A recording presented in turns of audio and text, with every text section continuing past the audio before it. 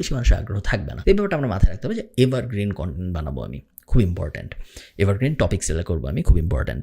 Mother টপিকটা select করার পরে আপনার একটু ব্রাঞ্চটা বড় করতে হবে। আমরা একটা এক্সাম্পল নিয়ে চিন্তা করি, তাহলে আপনাদের বুঝতে সুবিধা হবে। মনে করেন কথার কথা মাদার টপিক হইল গার্ডেনিং। আমি ঠিক করলাম গার্ডেনিং আমার অনেক পছন্দ, বাগান করা আমার অনেক পছন্দ, বাগান করা নিয়ে আমি ভিডিও বানাবো। বা বাগান আমার 3 বছর পরে যখন আমাকে কেউ জিজ্ঞেস করবে যে ভাই তুমি, আমি যখন ওনাকে জিজ্ঞেস করবো যে ভাই বলেন তো আমি কী বিষয়ে এক্সপার্ট, উনি বলবে তুমি তো গার্ডেনিংয়ে এক্সপার্ট, তুমি তো শাইখ সিরাজ একজন, এরকম একটা কথা বলবে উনি। এটা হলো আমার মাদার টপিক। সো প্রত্যেকটা মাদার টপিকের ভিতরে আমরা সিলেক্ট করছিলাম যে আমরা ঠিক করেছিলাম যে আমরা 5-6টা সাব টপিক বানাবো, যেগুলো আরও বড় হবে মাদার টপিকের থেকে। বড় কীভাবে হবে আপনি দেখেন, যখন আমরা বলবো যে আমাদের মাদার টপিক গার্ডেনিং, আমাদের সেকেন্ড টপিকটা বা এই যে সাব টপিকটা এইটা হবে না যে আচ্ছা মাদার টপিক যদি গার্ডেনিং হয় তাহলে সাব টপিক হইলো কীভাবে অনেক বেশি লেটুস ফলাবো, এটা না। ওটা কিন্তু মাদার টপিকের ভিতরের একটা সাব টপিক হয়ে গেল। আমি চাই আপনার টপিকের রেঞ্জটা বড় হোক। সো সাব টপিক এই ক্ষেত্রে কী হইতে পারে? সাব টপিক এই ক্ষেত্রে হইতে পারে যেভাবে সিঙ্গাপুর গার্ডেনিং না করেই, যে কারণে সিঙ্গাপুরের কোনো মানুষের বাসায় কোনো বাগান নাই, কথার কথা।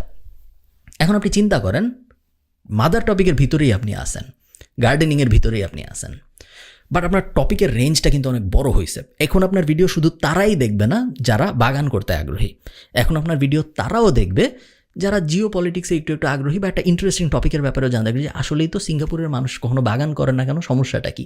এভাবে আমরা আমাদের কন্টেন্টটাকে বড় করব। ভুল যেটা করে মানুষ সেটা হলো তারা ভাবে যে আমি গার্ডেনিং এক্সপার্ট হব, আমার সব ভিডিও হবে কিভাবে মূলা ফলাইতে হয়, কিভাবে শশা ফলাইতে হয়, কিভাবে কী সার দিব, কিভাবে কি করব না করবো, ওগুলো আপনি করবেন। ওইসব ভিডিও আপনি করবেন না তা না, বাট আমাদের সবসময় প্ল্যান থাকবে আমাদের মাদার টপিকে আমরা কীভাবে বড় করতে পারি যাতে করে বেশি বেশি মানুষ আমাদের দুনিয়ায় আসে। যত বেশি মানুষ আমাদের দুনিয়ায় আসবে তত আমরা বেশি মানুষকে আমি কোন বিষয়ে এক্সপার্ট এটা বোঝানোর চান্স পাবো।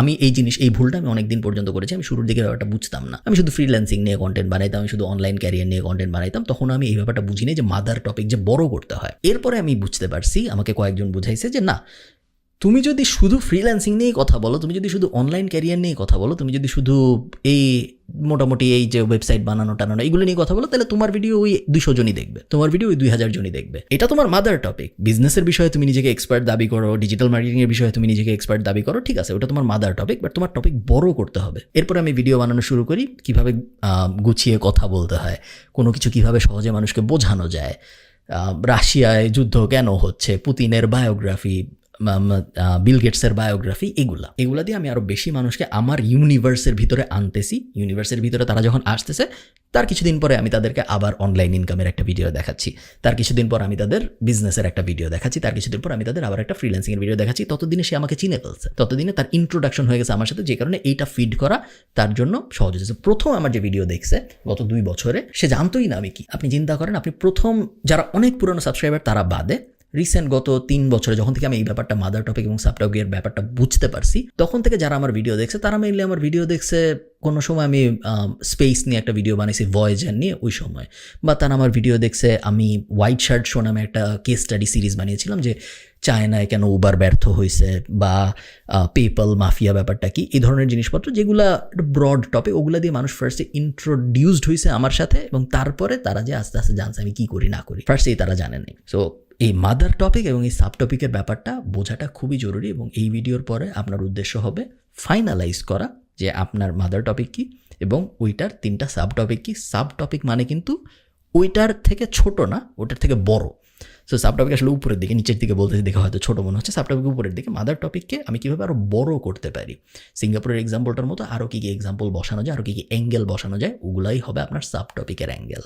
আচ্ছা, এই ব্যাপারটা যেহেতু একটু ক্রুশাল টপিক সিলেকশনটা, কারণ টপিক সিলেকশনের উপরেই আসলে পুরো সব কিছু নির্ভর করে। তো আমি আপনাদের আরও কিছু পয়েন্ট বলতে চাই, যে পয়েন্টগুলো আপনাদের হেল্প করবে বোঝার জন্য যে আপনি কী ধরনের কন্টেন্ট ক্রিয়েটর হইতে চান, আপনার টপিক আসলে কীরকম হবে। ফার্স্ট যে জিনিসটা আপনার মাথায় রাখতে হবে সেটা হলো 3 বছর পরে মানুষ যখন বুঝে যাবে যে আমি এই টপিকের উপরে একজন এক্সপার্ট, তখন আমি কী ধরনের বিজনেস দাঁড় করাইতে পারি এই বিষয়ে আমার এখন কোনো ধারণা আছে নাকি। ধারণা থাকা জরুরি না, ধারণা থাকতে হবে আমি বলতেছি না, এই বিষয়ে এখন রিসার্চ করতে হবে এটাও আমি বলতেছি না, কারণ একবার অ্যাটেনশন পাওয়ার পরে অনেক কিছু চেঞ্জ হয়ে যায়, আপনার তখন অনেক আইডিয়া মাথায় আসবে যেগুলো এখন আপনার মাথায় আসবে না, কারণ তখন যেই অডিয়েন্স আপনাকে অ্যাটেনশন দিবে তারাই বলবে তারা আসলে কী চায়, তখন আপনার মাথায় অনেক কিছু তাদের কারণেই চলে আসবে। তো ওটা খুব মেজর ব্যাপার না, বাট এটা একটু মাথায় রাখতে হবে যে আমি যেহেতু আমার এন্ড গোল যেহেতু একটা ব্যবসা দাঁড় করানো, একটা প্রোডাক্ট বা সার্ভিস দাঁড় করানো, সো কোন টপিকে আমি কথা বললে ইভেনচুয়ালি যে আমার প্রোডাক্ট বা সার্ভিস দাঁড় করানো সুবিধা হয়ে যাবে, কোন টপিকে আমি এক্সপার্ট হইলে আমার জন্য এটা একটু সুবিধা হবে, এটা একটা মাথায় রাখার বিষয়। সেকেন্ড, আমি চাই নিজেকে আপনি কিছু প্রশ্ন জিজ্ঞেস করেন। প্রথম প্রশ্ন, আমি যদি আপনার 5টা বন্ধুকে জিজ্ঞেস করি যে আচ্ছা ও কিসে এক্সপার্ট বলো তো, ওরা কি বলবে? ওরা যেগুলো বলবে চান্স আছে ওগুলো আপনার মাথার টপিক হওয়া উচিত। অথবা আমি যদি আপনার বন্ধুদের জিজ্ঞেস করি আচ্ছা ওর কিসে ইন্টারেস্ট আছে বলো তো, ওরা যেগুলো বলবে সেগুলো আপনার মাদার টপিক হওয়া উচিত, কারণ ওগুলো আপনার আসলে ইন্টারেস্ট আছে। আরেকটা ব্যাপার হলো আপনি অলরেডি কোন ইন্ডাস্ট্রির পার্ট। আপনি যদি অলরেডি কোনো একটা ইন্ডাস্ট্রির পার্ট হয়ে থাকেন তাহলে আপনার অলরেডি এস্টাবলিশড অথরিটি আছে যেটা আপনাকে একটা বুস্ট দিবে। যেমন ধরেন আমি এক্সাম্পল দিতে পারি, বাট এক্স্যাক্ট নামটা না বলি, যেটা আমি জানি না ওনার নামটা বলাটা ঠিক হবে নাকি। এরকম অনেকে আছে যারা ফার্স্টে ডাক্তার ছিল, এরপরে তারা কন্টেন্ট ক্রিয়েটর হয়েছে। বাংলাদেশি ফার্স্টে ডাক্তার ছিল, এরপরে তারা কন্টেন্ট ক্রিয়েটর হয়েছে, এবং তারা যে অলরেডি ডাক্তার, তারা যে অলরেডি চিকিৎসক, এই ব্যাপারটা তাদেরকে একটা ইমিডিয়েট অথরিটি দিছে। তারা যেহেতু অলরেডি ডাক্তার, তারা অলরেডি অনেক কিছু জানতো, এটা তো একটা পার্টি। বাট সেকেন্ড পার্ট হলো তারা যেহেতু অলরেডি ডাক্তার, এই কারণে তাদের ক্রেডিবিলিটি ইমিডিয়েটলি বেশি। তারা যখন কোনো একটা কিছু বলছে সেই ব্যাপারে, সেই দুইটা যখন মিলছে তখন তারা ইমিডিয়েটলি একটা বুস্ট পেয়েছে, যেই বুস্টটা তাদেরকে তাদের কন্টেন্ট ক্রিয়েটর জার্নিতে অনেক বেশি হেল্প করছে। আপনি চিন্তা করেন আপনি অলরেডি কোন ইন্ডাস্ট্রির অংশ।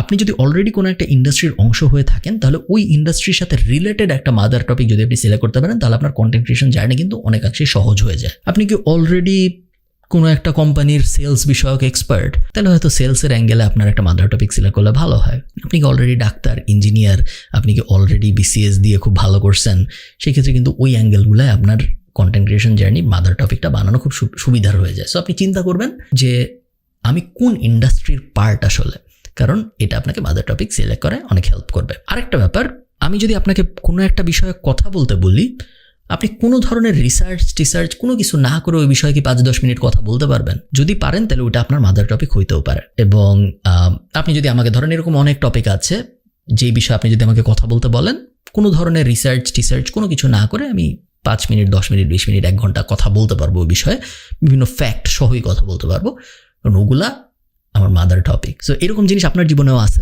এরকম জিনিস আপনার জীবনে অবশ্যই আছে, যে ব্যাপারগুলো নিয়ে আপনি চাইলেই 5 মিনিট, 10 মিনিট, 15 মিনিট, 20 মিনিট কোনো কিছু না দেখে, কোনো কিছু না শুনে কথা বলতে পারবেন, এবং আপনার কথা শুনতে ইন্টারেস্টিং লাগবে মানুষের। ওই ব্যাপারগুলো আপনার মাদার টপিক হইতে পারে।